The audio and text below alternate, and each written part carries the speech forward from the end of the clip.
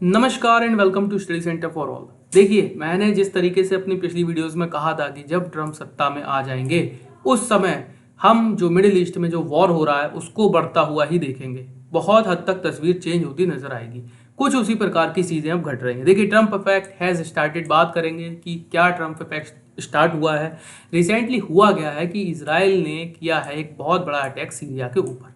ठीक है, इस पर चर्चा करेंगे। देखिए, सीरिया की कैपिटल में ये अटैक हुआ है, मतलब बहुत बड़ी चीज़ बताई जा रही है। किसी भी देश की कैपिटल पे हमला करना कोई भी छोटी मोटी चीज़ नहीं है। देखिए, at least 15 people killed in Israeli strikes.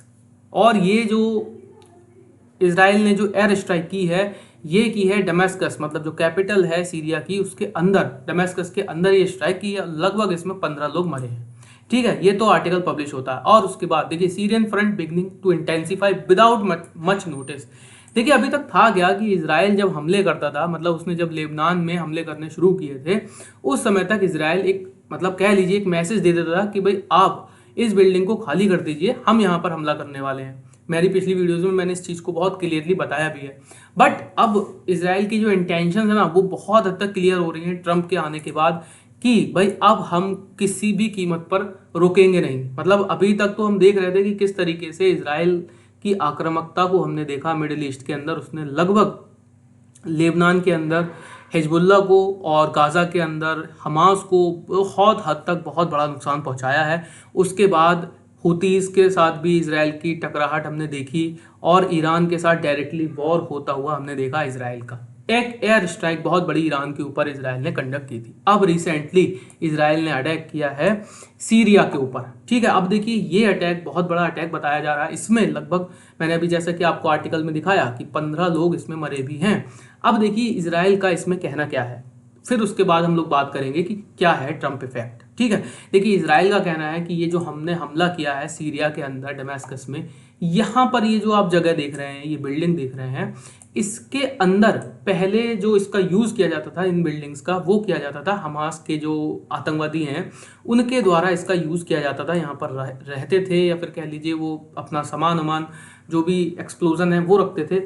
ये इसराइल का कहना है। बट रिसेंटली इन बिल्डिंग्स को यूज़ कर रहे थे आईआरजीसी के गार्ड। अब यहाँ पर आप एक चीज़ समझ सकते हैं कि ये इनडायरेक्टली हमला है किसके ऊपर, ईरान के ऊपर, जो कि मिडिल ईस्ट के अंदर युद्ध को और भड़का सकती है।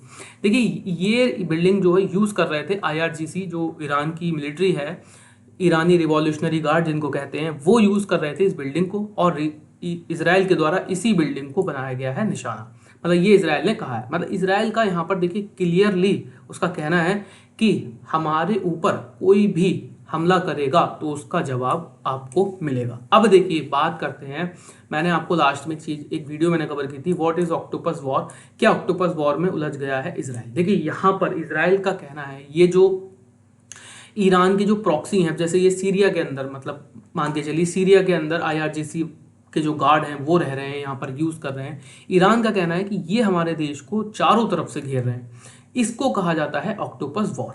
और ईरान का कहना है हम इस ऑक्टोपस की एक एक बाह को काट देंगे। यही कारण है कि इसराइल के द्वारा देखिए बिल्कुल भी, मतलब इसराइल की जो इंटेंशन है ना, वो बिल्कुल क्लियर है कि मतलब हम हमले रोकेंगे नहीं। इसराइल देखिए अभी भी हमास के अंदर बहुत बड़ा युद्ध लड़ रहा है, अभी भी जारी है वहाँ युद्ध। और दूसरी चीज़, लेबनान के अंदर अभी भी इसराइल की सेना युद्ध लड़ रही है। किस तरीके से हमने देखा अपनी पिछली वीडियोस में कि इसराइल की जो सेना के गार्ड हैं वो जब वापस आ रहे हैं तो उन्होंने खाना खाना छोड़ दिया या फिर आत्महत्या कर ले रहे हैं, क्योंकि इस वॉर को लगभग अब 1 साल से ज़्यादा का समय हो चुका है। ठीक है, अब देखिए इसराइल का डायरेक्टली कहना है कि भाई हम अपने हमले नहीं रोकेंगे। ठीक है, और वैसा होता हुआ हम देख रहे हैं जब से इसराइल ने अटैक किया है सीरिया के अंदर। और ये बहुत बड़ा अटैक है, छोटा मोटा अटैक नहीं है।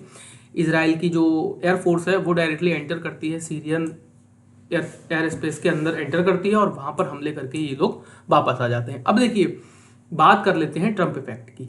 ठीक है, देखिए कैंपेनिंग के दौरान हम लोगों ने देखा था कि ट्रंप के किस तरीके से बयान आए थे। ठीक है, जब 1 अक्टूबर को इसराइल के ऊपर ईरान ने लगभग 180 प्लस बैलिस्टिक मिसाइल से अटैक किया था, उस समय इसराइल के द्वारा ये कहा जा रहा था कि अब हम इनके न्यूक्लियर साइट्स और जो इनके ऑयल रिफाइनरीज हैं उन पर हमला करेंगे। उस समय पर जो कह लीजिए अमेरिका के अंदर 2 लीडर थे, डोनाल्ड ट्रंप और जो बाइडेन, जो कि उस समय के अभी भी वर्तमान में राष्ट्रपति हैं। हमने किस तरीके से देखा कि बाइडेन ने दबाव बनाया बेंजामिन नेतन्याहू के ऊपर और इन्होंने इनको एक बड़ा अटैक करने से रोका। जो बाइडन, भाई उनकी नीतियां क्लियर हैं कि भाई आप बहुत बड़ा अटैक मत कीजिए, ये कहा गया था। बट हम देख रहे थे कि डोनाल्ड ट्रंप के द्वारा डायरेक्टली कहा जा रहा था उस समय भी कि इजराइल को ईरान पर एक बहुत बड़ा अटैक करना चाहिए और अपना बदला पूरा लेना चाहिए। ये डायरेक्टली डोनाल्ड ट्रंप के द्वारा कहा जा रहा था और डायरेक्टली डोनाल्ड ट्रंप ने ये चीज़ कही थी कि भाई इजराइल अटैक करे और जो होगा वो बाद में देखा जाएगा। वही स्थिति अब हम देखते हुए मतलब हमें दिख रही है, नजर आ रही है कि अब देखिए ट्रंप का इफेक्ट स्टार्ट हो चुका है। बिकॉज जो बेंजामिन नेतन्याहू हैं और डोनाल्ड ट्रंप, ये दोनों बहुत अच्छे दोस्त बताए जाते हैं।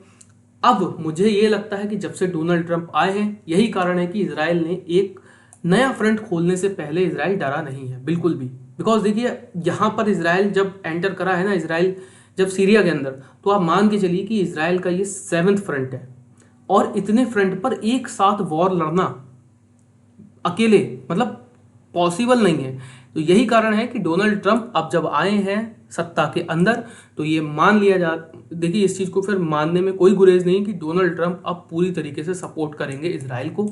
और अब ये जो मिडिल ईस्ट की स्थिति है वो हमें थमती हुई नजर नहीं आएगी काफ़ी दिनों तक, जब तक इजराइल के जो नागरिक अभी तक जो बंदी बने हुए हैं गाजा के अंदर वो नहीं छूट जाते। या फिर कह लीजिए कि अब ये आर पार का वॉर है, क्योंकि इजराइल के द्वारा डायरेक्टली कह दिया गया है कि जब तक हम ईरानी जो प्रॉक्सी हैं इनकी बाह सब काट नहीं देंगे ऑक्टोपस की, तब तक हम शांत नहीं होंगे और इस आग में घी डालने का काम करेंगे डोनाल्ड ट्रंप।